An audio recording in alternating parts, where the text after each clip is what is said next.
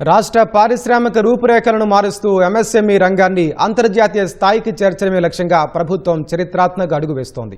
ఔత్సాహిక పారిశ్రామికవేత్తల కలలకు ఊపిరిపోస్తూ విజయవాడ వేదికగా ప్రతిష్టాత్మక ఎంఎస్ఎంఈ గ్రోత్ సమ్మిట్ 2026ను సీఎం చంద్రబాబు నేడు లాంఛనంగా ప్రారంభించనున్నారు. ఈ మెగా ఈవెంట్ ద్వారా కొత్తగా 38 పారిశ్రామిక పార్కులకు శ్రీకారం చుట్టనున్నారు.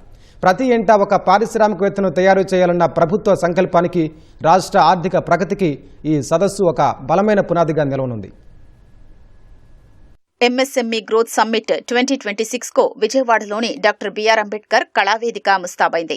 1500 మందికి పైగా పారిశ్రామికవేత్తలు, పీఎం విశ్వకర్మ లబ్ధిదారులు, ఆర్థిక సంస్థల ప్రతినిధులు, సాంకేతిక నిపుణులు ఒకే వేదికపైకి రానున్నారు. ప్రతి నియోజకవర్గంలో ఒక ఎంఎస్ఎంఈ పార్కు ఉండాలన్న లక్ష్యంతో ప్రభుత్వం మొత్తం 175 కేంద్రాల ఏర్పాటుకు ప్రణాళిక రచించింది. తొలి 2 దశల్లో 100 ప్రాజెక్టుల పనులు మొదలవ్వగా నేడు 3వ విడత కింద 38 పార్కులకు సీఎం వర్చువల్ విధానంలో శంకుస్థాపన చేయనున్నారు. రాష్ట్రంలో సరికొత్త పెట్టుబడుల వాతావరణాన్ని సృష్టించేలా ఈ పార్కుల్లో అత్యాధునిక ప్లగ్ అండ్ ప్లే మౌలిక వసతుల్ని అభివృద్ధి చేయనున్నారు. అంటే ఔత్సాహికులు నేరుగా వచ్చి తమ కార్యకలాపాల్ని వెనువెంటనే ప్రారంభించుకునేలా ఈ మౌలిక సదుపాయాలు ఉండబోతున్నాయి.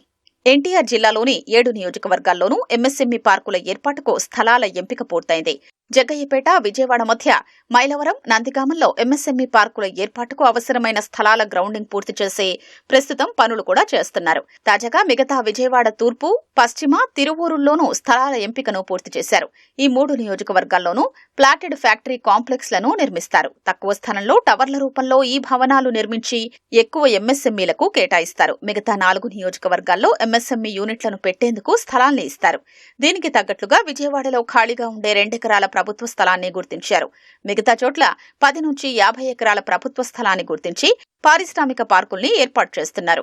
విజయవాడ పశ్చిమ నియోజకవర్గంలో భవానీపురంలోని లారీ స్టాండ్లో 2 ఎకరాల్లో ఎంఎస్ఎంఈ ప్లాటెడ్ ఫ్యాక్టరీ కాంప్లెక్స్లను ఏర్పాటు చేయనున్నారు.